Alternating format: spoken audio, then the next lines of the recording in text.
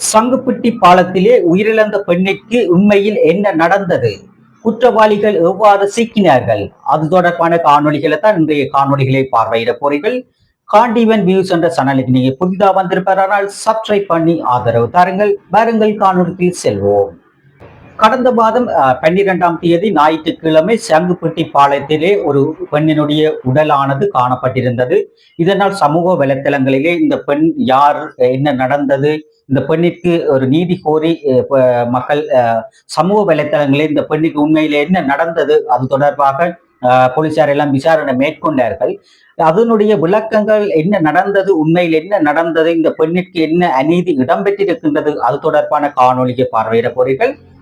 வேலனையை புறப்படமாக தற்போது திருமணம் செய்து 2 பிள்ளைகளுடன் காரணைகளில் வசித்து வரும் 34 வயதுடைய பெண் ஒருவர் கடந்த மாதம் 12ஆம் தேதி ஞாயிற்றுக்கிழமை கணவரிடம் கூறி வவுனியாவில் இருக்கின்ற நண்பியினுடைய திருமண நிகழ்விற்கு செல்வதாக கூறி சென்றிருக்கின்றார்.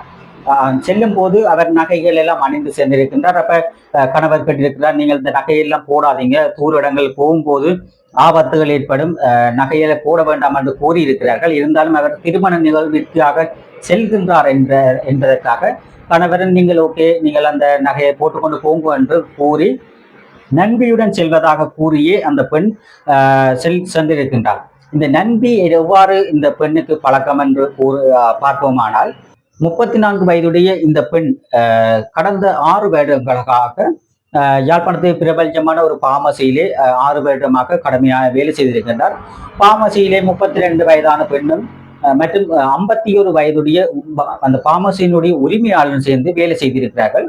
வேலை செய்து தான் அவர்கள் சந்தோஷமாக இருந்து வேலை செய்த பின்னர் திருமணம் முடிந்த பின்னர் இந்த பெண் அந்த வேலைக்கு செல்லாமல் தன்னுடைய குடும்ப வேலைகளை பார்த்து கொண்டிருந்திருக்கிறார். திருமணம் செல்வதாக கூறித்தான் கணவரிடம் கூறிவிட்டு சென்றிருக்கின்றார். பின்னர் மனைவியை காணவில்லை, இரவு பொழுது ஆகின்றதே, நண்பியுடன் செல்வதாகத்தான் கூறி என்னிடம் கூறியிருக்கிறார் என்று கணவர் நம்பிக்கை போனாடி இருக்கிறார். இப்படி என்னுடைய மனைவியை காணவில்லை, உங்களுடன் சேர்ந்து தானே செல்வதாக கூறியிருந்தார், ஆனால் உங்களுடன் செல்வதாக கூறியிருந்தார், ஆனால் காணவில்லை, இன்னும் இரவு நேரமாகின்றது, அவ தன்னந்தனியாக சென்றிருக்கின்றார், அவ என்ன நடந்ததோ தெரியல, உங்களுடன் சேர்ந்து போயிருக்கிற என்ன மாதிரி என்று கோல் பண்ணி கேட்கும் போது அந்த நண்பி ஒரு முரணான கருத்துக்களை கூறியிருக்கின்றார். நான் போகவில்லை, அந்த திருமண நிகழ்வுக்கு நான் செல்லவில்லை, இதுக்கு நான் செல்லவில்லை, அவ என்ன மாதிரி போனாவோ எனக்கு தெரியலைன்னு சொல்லி ஒரு முரணான கருத்துக்களை கூறின உடனே கணவருக்கு ஒரு சந்தேகம் ஏற்படுகின்றது. தன்னுடைய மனைவி இந்த நண்பியுடன் தான் செல்வதாக கூறி சென்றிருக்கின்றார், ஆனால் தற்போது நண்பி ஒரு முரணான கருத்துக்களை கூறுகிறார் என ஒரு சந்தேகத்தின் அடிப்படையில் கணவர் போலீசாரிடம் சென்று முறையிடுகிறார். என்னுடைய மனைவி இத்தனை மணிக்கு இன்று கடந்த ஞாயிற்றுக்கிழமை 12ஆம் தேதி ஞாயிற்றுக்கிழமை திருமண நிகழ்விற்காக செல்வதாக கூறி சென்றிருந்தார், இந்த நண்பியுடன் சென்றிருந்தார், ஆனால் நண்பி ஒரு முரணான கருத்தில் கூறுகின்றார், வரவில்லை, தன்னோடு சேர்ந்து வரவில்லை என ஒரு முறைப்பாட்டை போலீஸ் நிலையத்தில் முறையிடுகின்றார். இதனால் போலீசார் ஒரு விசாரணைகளை மேற்கொண்டிருக்கிறார்கள். அத்துடன் மேற்கொண்டு இருக்கும் வேளைகளிலே சமூக வலைத்தளங்களிலே வைரலாக ஒரு செய்தி பரவப்படுகின்றது. அது என்னவென்றால், சங்குப்பட்டி பாலத்திலே ஒரு பெண்ணுடைய உடலானது தற்போது எரிகாயங்களுடன் காணப்படுகின்றது ஒரு தகவலை சமூக வலைத்தளங்களிலே பரவப்பட்டிருக்கின்றது. இதனை அறிந்த கணவர் தன்னுடைய மனைவிக்கு ஏதேனும் நடந்திருக்குமோ என்ற ஒரு சந்தேகத்தின் அடிப்படையிலே சங்குப்பட்டி பாலத்திற்கு சென்று பார்த்திருக்கின்றார். பார்க்கும்போது அவருடைய உடலானது தன்னுடைய மனைவிதான் என்பதை அவர் உறுதிப்படுத்தி இருக்கின்றார். வைத்திய அதிகாரிகள் எல்லாம் அந்த உடலுக்கு, அந்த பெண்ணுக்கு உண்மையில் என்ன நடந்தது, இவாண்ட உடல் எரிகாயங்களுடன் காணப்பட்டு கொண்டிருக்கிறது மற்றும் அவருடைய முகமெல்லாம் சிதைவடைந்து காணப்பட்டிருக்கின்றது. உண்மையில் அவருக்கு கற்களால் அடிக்கப்பட்டுத்தான் இறந்தார்களா, இல்லது ஏதேனும் இவர் மருந்து ஏதேனும் திரவங்களால் அவருடைய முகத்தை மாற்றுவதற்காக ஏதேனும் வழிமுறைகள் செய்தார்களா என்று போலீசார் சந்தேகத்தின் அடிப்படையில் இருவரை கைது செய்திருக்கிறார்கள். சங்குப்பட்டி என்றால் அது பூனரி போலீஸ் பிரிவுக்கு உட்பட்டதாக வருகின்றது. அப்ப பூனேரி போலீசார் என்ன செய்தார்கள் என்றால், யாழ்ப்பாணத்துக்கு வருகை வந்து கணவரிடமும் ஒரு விசாரணையை மேற்கொண்டு அத்துடன் அந்த நண்பியுடன் செல்வதாகத்தான் கூறி இந்த திருமண நிகழ்வுக்கு சென்றிருந்தார். அந்த நண்பியும் ஒரு முரணான கருத்துக்களை கூறினதும் போலீசாருக்கும் ஒரு சந்தேகம் ஏற்படுகின்றது. இந்த நண்பியும் கொண்டு வந்து விசாரணையை மேற்கொண்டது இடத்துல நம்பி ஒரு முரணான கருத்துக்களை தான் போகவில்லை, இப்படி என்ன நடந்தது என்று தெரியவில்லை என ஒரு கருத்துக்களை கூறுகிறார். போலீசார் ஒரு விசாரணைகளை மேற்கொள்ள இந்த கடையினுடைய உரிமையாளர் 51 வயதான கடையினுடைய உரிமையாளரும் கைது செய்யப்படுகிறார். கைது செய்யப்பட்டு அவருடன் விசாரணைகளை மேற்கொண்டிருக்கிறார்கள். இந்த குற்றவாளிகளை கைது செய்வதற்கு மிக முக்கியமான ஒரு நபராக அதிகாலை 3 மணி அளவில் சங்குப்பட்டி பாலத்தில் இருந்து யாழ்ப்பாணம் நோக்கி வருகிற ஒரு டிப்பர் சாரதி அவர் டிப்பர்ல பொருட்கள், அதாவது மண் கல்லுகளை ஏற்றி கொண்டு வரும்போது ஒரு அதிகாலை 3 மணி போல ஒரு வெள்ளை நிற காரிலே வருகிற சிலர் அந்த டிப்பர் சாரதியை கண்டவுடன் பதட்டப்பட்டு வாகனத்தில் காரில் ஓடி தப்பிப்பதற்காக காரில் ஏறி ஓடி இருக்கிறார்கள். அப்ப இந்த டிப்பர் சாரதி என்னத்துக்காக இவர்கள் ஓடுகிறார்கள், இவர்கள் என்ன கண்டுட்டு என்னத்துக்காண்டி ஓடணும் என்ற ஒரு அவர் மனசில் நினைச்சு கொண்டு என்ன நடந்திருக்கும், என்னத்துக்காண்டி இப்படி ஓடினோம் என்ற ஒரு அவர் ஒரு யோசிச்சு கொண்டு என்னதுக்காண்டி தெரியாது, என்ன நடந்துச்சோ தெரியலன்னு சொல்லி ஒரு யோசிச்சு கொண்டு பதட்டப்பட்டு கொண்டு ஓடுகிறார்கள். இந்த வாகனத்தை கண்டு என்னக்காண்டி ஓடுகிறார்கள்ன்றது ஒரு அவர் மனசுல யோசிச்சு கொண்டு அவர் அப்படியே யாழ்ப்பாணத்துக்கு வந்திருக்கிறார். யாழ்ப்பாணத்துக்கு வந்த பின்னர் தான் அவருக்கு ஒரு தகவல் தெரியுது, இப்படி சங்குப்பட்டி பாலத்திலே ஒரு பெண் உயிரிழந்திருக்கின்றார். அவருக்கு அவன் அது எரிகாயங்களுடன் மற்றும் முகம் எல்லாம் ஒரு திரவங்களால் ஊற்றப்பட்டதா அல்லது கற்களால் அடிக்கப்பட்டு கொலை செய்தார்களா என்று தெரியவில்லை. பின்னர் தான் அவர் இங்கே யாழ்ப்பாணத்துக்கு வருகிற அந்த பின்னர் தான் அந்த டிப்பர் சாரதிக்கு தெரிகின்றது, இப்படி ஒரு பெண்ணுக்கு இப்படி ஒரு நடந்திருக்கு சம்பவம் என்று சொல்லி. அப்ப முக்கியமான ஒரு இந்த சாட்சியாக காணப்பட்டது இந்த டிப்பர் சாரதி. நான் வருகை தரும்போது இந்த பெண்ணுக்கு இப்படி ஒரு வெள்ளக்காரிலே ஆக்கள் வந்தவர், அவர்கள் என்ன கண்டுட்டு ஓடினவர்கள், என்ன நடந்தது தெரியாது என்று சொல்லி ஒரு ஒரு மற்றும் அந்த காரனுடைய வடிவமைப்பு, ஆட்களும் எப்படி எப்படி இருப்பார்கள் என்பதை ஒரு ஒரு அவர்களுடைய ஊகத்தின் அடிப்படையிலே போலீசாரிடம் கூறுகிறார். இதனை அறிந்த போலீசார் ஒரு விசாரணைகளை மேற்கொண்டு இருக்கும் போது அந்த உயிரிழந்த பெண்ணுடைய தொலைபேசியை கண்டுபிடிக்கிறார்கள். தொலைபேசியை கண்டுபிடித்த உடனே அவர்கள் யார் யாருடன் கதைத்திருக்கிறார், யார் யாருக்கு மெசேஜ் பண்ணிருக்கிறார் என்பதை போலீசார் பார்த்திருக்கிறார்கள். பார்த்த உடனே அந்த சில மெசேஜ்கள் அளிக்கப்பட்டிருக்கின்றது. ஆனால் இருந்தாலும் இந்த பெண் யாருடன் இறுதியாக கதைத்திருக்கிறார் என்பதை போலீசார் கண்டுபிடிக்கிறார்கள். அந்த போனில அவர்கள் கதைத்த யாருடன் கதைத்தது என்பதை அறிந்த பின்னர் தான் இந்த நண்பியிடம் விசாரணைகளை மேற்கொண்டு கணவர் ஒரு முரணான கருத்துக்களை கூறியிருக்கிறார். என்னுடைய மனைவி இந்த நண்பியுடன் தான் சென்றிருக்கிறார், ஆனால் நண்பி ஒரு முரணான கருத்துக்களை கூறுகிறார், இந்த பெண் என்னுடன் வரவில்லை என்பதை நண்பியும் கூறுகிறார். இந்த நண்பி ஒரு தடுமாற்றமான கருத்துக்களை கூறும் போது போலீசார் விசாரணைகளை மேற்கொண்டிருக்கிறார்கள். விசாரணைகள் அடிப்படையில் தான் இருவரும் கைது செய்திருக்கிறார்கள். இந்த பெண்ணுக்கு உண்மையில் என்ன நடந்தது என்று சொல்லி பார்த்தோமானால் ஒரு ஊகத்தின் அடிப்படையில் அந்த பெண்ணை அவர்கள் கொண்டிருக்கிறார்கள். சுய நினைவு அற்ற நிலைகளிலே காரிலே ஏற்றப்பட்டு இந்த பெண்ணானவர் அதிகாலை 3 மணி அளவில் சங்குப்பட்டி பாலத்துக்கு அருகாமையிலே கொண்டு வந்திருக்கிறார்கள்.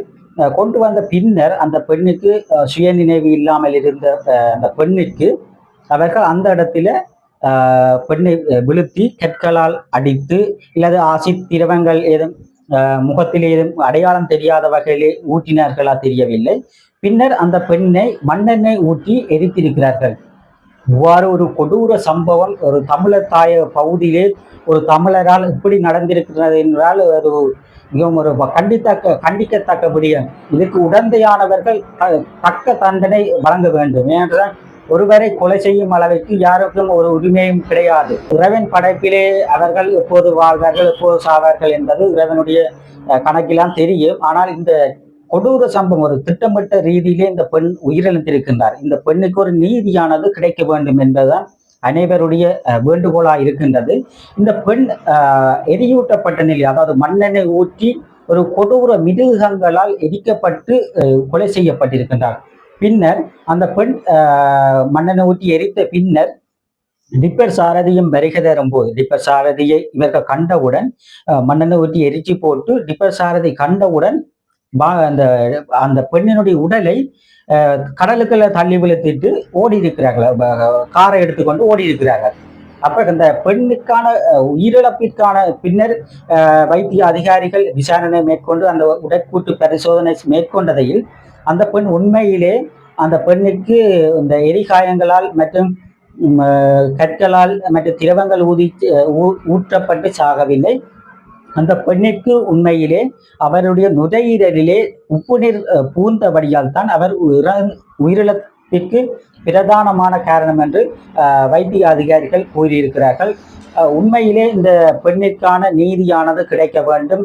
அந்த பெண் ஒரு நண்பீரம் திருமணத்திற்காக செல்வதாக கூறி சென்ற பெண்ணிற்கு ஒரு தமிழர் தாய பகுதியில் ஒரு கொடூர சம்பவம் இடம்பெற்றிருக்கின்றது. சங்குப்பட்டி பாலம் என்றாலே ஒரு மிகவும் ஒரு அச்சம் தரக்கூடியதாகவும் மிகவும் இயற்கைகளில் கொஞ்சம் ஒரு இடமாகவும் காணப்பட்டு கொண்டிருக்கின்றது. சங்குப்பட்டி பாலத்தில் கூடுதலான ஆக்சிடென்ட் வீதி விபத்துகள் அதிகமாக இடம்பெறும் ஒரு பகுதியாக காணப்பட்டு கொண்டிருக்கிறது. இந்த பகுதிகளிலே நடைபெறுகின்ற இந்த சம்பவங்கள் மற்றும் ஒரு தற்போது பார்த்தீங்கன்னு சொன்னால் பாடசாலை மாணவர்களும் அதிகமாக தாய் தந்தையர்களுக்கு கூறிவிட்டு பாடசாலை டியூஷனுக்கு வகுப்பு செல்வதாக கூறிவிட்டு ஒரு தவறான நண்பர்களுடன் சென்று அந்த சங்குப்பட்டி பாலத்திலே இருந்து கதைக்கிறது மற்றும் பிரயாணம் செய்வது போன்ற பல பிரச்சனைகளிலே முன்னெடுக்கிறார்கள். உயிரிழந்த இந்த 34 வயதான பெண்ணை யாழ்ப்பாணம் கொசு வைத்தியசாலைக்கு அவருடைய உடலை கொண்டு வந்து பின்னர் அவருடைய உடலை பகுப்பாய்வு செய்து பின்னர் உடல் பகுப்பாய்வு செய்து அவர் உப்பு நீர் நுரையீரலில் சென்றபடியால் தான் அவர் உயிரிழந்திருக்கிறார் என வைத்திய அதிகாரி கூறியிருக்கிறார்கள்.